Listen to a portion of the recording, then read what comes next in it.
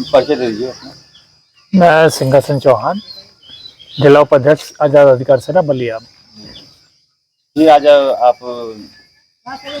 धरने पर बैठे हैं आमरण अनशन पे। क्या वजह थी कि आप फिर से आमरण अनशन पर बैठ गए? एक्चुअल में देखिए, 1 मई को जो है मैं पहले ही बैठा था, फिर 2 मई को जो है वो स्थगित करना पड़ा था। राजस्व की टीम आई थी, नायब तहसीलदार श्री दुर्गेश कुमार आए थे, तो उन्होंने ये बोला कि भाई ये हमारे अधिकार क्षेत्र से बाहर है, धरना हमने स्थगित कर दिया। उसके बाद जो है दोबारा एसडीएम बेलसा रोड से मिला, तो वो भी बोले हमारे अधिकार क्षेत्र में नहीं है। मैंने कहा ठीक है, आप लिख करके दे दीजिए, मगर वो लिख करके देने के लिए राजी नहीं हुए, बोले हमारी बात के ऊपर विश्वास नहीं है। मैंने कहा बिल्कुल विश्वास है, मगर जब आप लिख के देंगे वही चीज़ तो हम कोर्ट में पेश करेंगे। तो लिख करके नहीं दिया, बल्कि और नहीं तो मेरी पढ़ाई के बारे में पूछने लगे, मेरी एजुकेशन क्या है, ये सब चीज़ें। उसके बाद में फिर जो है मैं ये 5 तारीख को, 5 जून को जो है डीएम कार्यालय में मिला, बाकायदा मिल करके वहाँ पे डीएम साहब नहीं थे, और मैं जो है यानी कि ये एप्लीकेशन जो उनको जमा किया वहाँ पे, तो उन्होंने बाकायदा यहाँ पे लिखा हुआ है जन सुनवाई तहसीलदार बेलसा रोड, कृपया जनहित में पक्षों की सहमति के आधार पर निष्पक्ष पैमाइश कार्रवाई कर आख्या प्रेषित करें। और 1 हफ्ते का उसमें हमने अल्टीमेट दिया था, और ये भी कहा था अगर एक सप्ताह के अंदर राजस्व विभाग इस खाली जमीन की नापी या चिन्हित नहीं करता है तो 1 सप्ताह बाद 13/6/2025 को उक्त तराजी पर मैं आमरण अनशन करूंगा। मगर उसके 13 तारीख को भी जब कोई यानी कि हमें कोई रिस्पॉन्स नहीं मिला, कहीं से कोई जवाब नहीं मिला, फिर 14 तारीख को जो है मैंने एक यानी कि 13 तारीख को ही सूचनार्थ के लिए जिलाधिकारी यानी कि बलिया को मैंने लेटर डाला कि मेरे लेटर पे दिए हुए लेटर पे कोई कार्रवाई नहीं हुई है, इसलिए मैं आमरण अनशन में बैठ रहा हूँ। और मामला एक्चुअल में देखिए, पूरा गांव जो है 107 नंबर की अराजी बसा हुआ है। ये एक जइया का जी गांव शाहपुर टिटिया है, इसमें एक मघिया टोला है जिससे हमारी चौहान बिरादरी बसी हुई है। इसके 2/3 हिस्से पे आबादी है, और 1/3 हिस्सा ये जो सामने आप देख रहे हैं ये यानी प्रति के रूप में पड़ा है, ये खाली है। तो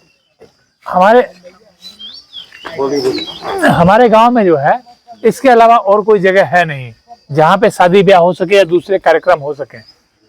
तो ये चकबंदी विभाग या राजस्व विभाग इसको नाप करके नहीं दे रहा है, क्योंकि भाई जिनका ये बगीचा है वो यानी कि जो है दबंग टाइप के आदमी है। तो उनका काश्तकारी होगा ना? हाँ, बगीचा वो काश्तकारी है उनका, यानी कि जो है वो ऑलरेडी यानी कि जो है वो चेकआउट में है, और वो चक अलग है, ये चक अलग है।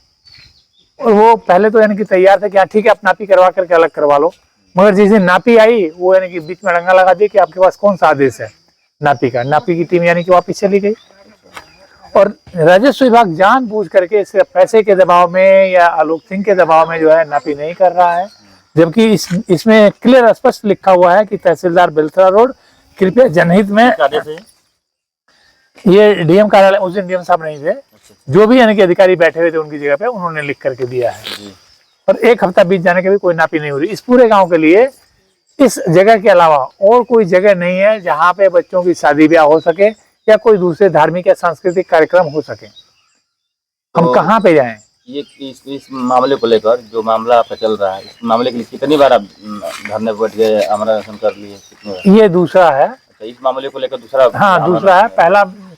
पहली बार जब बैठे थे तो वो हमें स्थगित करना पड़ा था कि हम क्लियर कर लें एसडीएम साहब से भी और यानी कि जो है डीएम साहब से भी कि वाकई में ये उनके अधिकार क्षेत्र में है या नहीं है।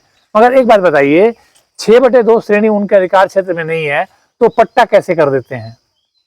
फिर कैसे किसी के ऊपर फाइन ठोक देते हैं कि भाई आपने इस पे कब्जा किया हुआ है, जब उनको अधिकार ही नापने का, तो बिना नापे कैसे वो फाइन ठोक देते हैं? अभी कल जो है नापी के लिए आए थे, 6/2 श्रेणी का ही चक रोड है, वो नापने का अधिकार है, और 6/2 श्रेणी की ये जमीन नापने का अधिकार नहीं है उनको। एक ही गांव का दोनों मामला है? एक ही, अभी कल की बात है, इसी गांव का मामला है। सिर्फ बहाने बना लेंगे ना हमारे अधिकार क्षेत्र से बाहर है। अरे कैसे अधिकार क्षेत्र से बाहर है? उसी जमीन को पट्टा करने का अधिकार है, उसको नापने का अधिकार नहीं है। तो आप चाहते क्या? डीएम साहब खुद यहाँ पे आए, जब तक डीएम साहब नहीं आएंगे हम नहीं उठेंगे, जब तक इसकी नापी नहीं होगी हम यहीं पे रहेंगे, यहीं बैठेंगे। नहीं आएंगे तो हमारा अनशन चालू रहेगा। नहीं आए वो तो सरकार है ना, सरकार पता लगेगा सरकार यानी कि जनता की तकलीफों को सुन रही है या नहीं सुन रही है। तो आप मतलब कि राजस्व विभाग की जो चकबंदी विभाग की टीम है उससे आप नाराज हैं? भाई उनसे नाराज नहीं है हम, देखिए उनसे कोई नाराजगी नहीं है, नाराजगी अधिकारियों से है।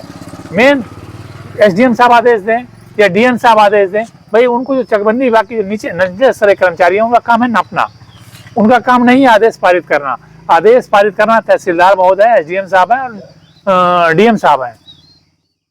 तो क्या कहेंगे सरकार से और यहाँ के जो राजस्व विभाग चकबंदी विभाग की टीम है, जो अधिकारी हैं, उनसे क्या कहेंगे? देखिए चकबंदी के अंडर में तो है ही नहीं है, ठीक है ना। चकबंदी ये है कि जब नापी होगी चकबंदी विभाग अपना जो है जो भी यानी उनके पास कागज हैं इससे संबंधित जो भी है नक्शे वगैरह हैं वो लेकर के रहेंगे।